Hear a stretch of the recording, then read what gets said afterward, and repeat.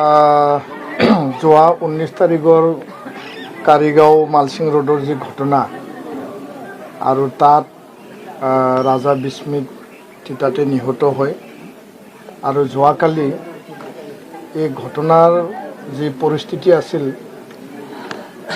হস্পিটেলত সুনীল মুৰ্মু তেওঁ নিহত হয়। এতিয়ালৈকে দুগৰাকী এজন বড়ো যুৱক ৰাজা বিস্মিত বসুমতাৰী আৰু সুনীল মুৰ্মু এজন সাঁওতাল আমাৰ সম্প্ৰদায়ৰ লোক তাত নিহত হৈছে আৰু গোটেই ঘটনাটো আমি নিন্দা লগতে আমি দুখ প্ৰকাশো কৰিছোঁ। এই অনাকাংক্ষিত দুৰ্ভাগ্যজনক ঘটনাটো হ'ব নালাগিছিল। কি কাৰণত হ'ল, কিয় হ'ল, এতিয়া প্ৰশাসন আৰু চৰকাৰে তদন্ত কৰিব লাগে।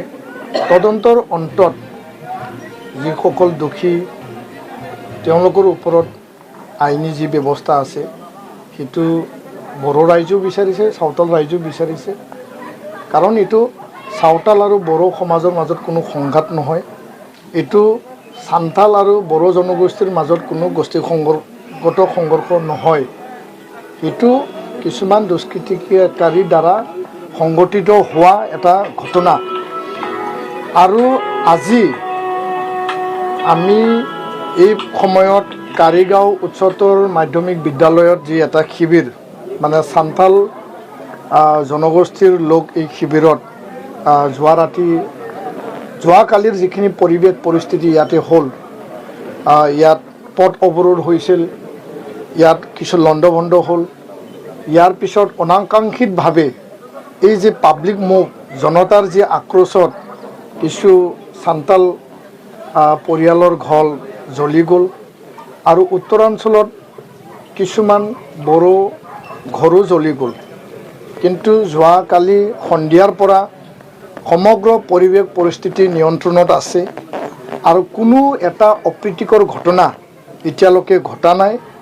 আৰু আমি ঐক্যবদ্ধভাৱে কোকৰাঝাৰ জিলা প্ৰশাসন, আৰক্ষী প্ৰশাসন আৰু সান্থাল যি ছাত্ৰ সন্থা, নিখিল বড়ো ছাত্ৰ সন্থা, আন যিখিনি জাতীয় সংগঠন আৰু আমি সচেতন ব্যক্তিসকলে ঐক্যবদ্ধভাৱে কোনো কাৰণত আৰু তেনেকুৱা অপ্ৰীতিকৰ ঘটনা নহয় তাৰ কাৰণে আমি কাম কৰি আছোঁ। শান্তি বৰ্তাই ৰাখিবৰ কাৰণে কাম কৰি আছোঁ।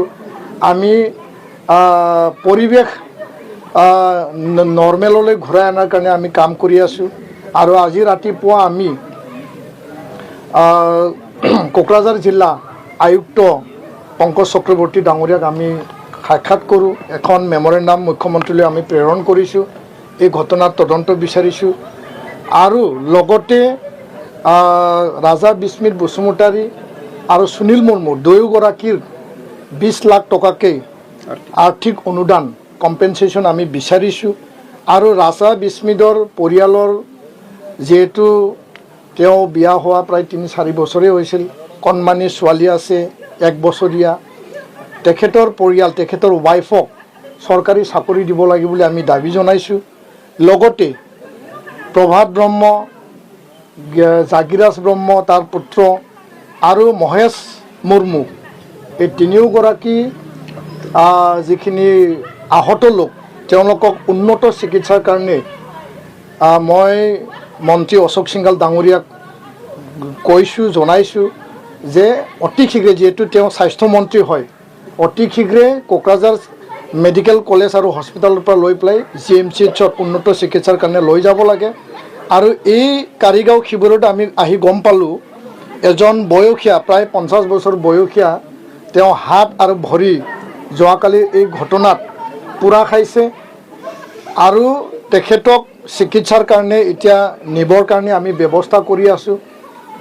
লগতে যোৱাকালি এই পাব্লিক মুভত এগৰাকী সান্থাল সমাজৰ যি পিতৃ আছিল, তেওঁ নিজৰ ল'ৰাক স্কুলৰ পৰা আনি আছিল, তাতো তেওঁ কোনোবাই আঘাত কৰিছে।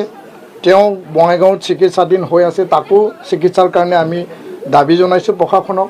আৰু এই কেম্পত দুগৰাকী মাতৃ তেওঁলোকে সন্তান পাইছে, সেইটো ব্যৱস্থা কৰিব লাগে। আৰু অলপ পিছত আমি উত্তৰাঞ্চলত যি বড়োগাঁও তাত কেইঘৰমান জ্বলিছিল তাতো কেম্প আছে, ৰিলিফ কেম্প, সেই কেম্পত আমি যাম আৰু খা খবৰ ল'ম। মুঠতে আমি বিচাৰিছোঁ যে এই যে মালচিং ৰোডৰ ঘটনাক লৈ যোৱাকালি যিখিনি অপ্ৰীতিকৰ ঘটনা হ'ল, প্ৰতিবাদ গণতান্ত্ৰিক হওক, শান্তিপূৰ্ণ হওক, কিন্তু কোনো কাৰণত প্ৰতিবাদৰ নামত যাহাতে হিংসা, প্ৰতিবাদৰ নামত যাহাতে কাৰো ওপৰত অন্যায় অত্যাচাৰ যাহাতে নহয়, আৰু আজি চান্তাল ৰাইজো বিচাৰিছে, বড়ো ৰাইজো বিচাৰিছে দোষীয়ে শাস্তি পাওক, ইয়াৰ উচিত তদন্ত হওক, কি কাৰণত কেনেকৈ ঘটিছিল ঘটনাটো। কিন্তু আন যি শান্তিপ্ৰিয় ৰাইজ সমাজ, তেওঁলোকে কোনো কাৰণত যাতে কষ্ট নাপায়, তেওঁলোকে যাতে কোনো মানে দুৰ্যোগত ভুগিব লগা নহয়, ইয়াৰ কাৰণে গোটেই পৰিৱেশ পৰিস্থিতি মানে চম্ভালিবৰ কাৰণে অসম চৰকাৰক, মুখ্যমন্ত্ৰী ডাঙৰীয়াক, আমি জিলা প্ৰশাসনক আমি আহ্বান জনাইছোঁ, পৰ্যাপ্ত নিৰাপত্তা প্ৰেৰণ কৰিব লাগে। এই কেম্পত আৰু চান্তাল যি কেম্প আছে, বড়ো যি কেম্প আছে, দুইটা কেম্পক লাহে ধীৰে মানে অতি সোনকালে কালি পৰহিৰ ভিতৰত তেওঁলোকক ঘৰত উভতাই নিয়াৰ কাৰণে ব্যৱস্থা কৰক।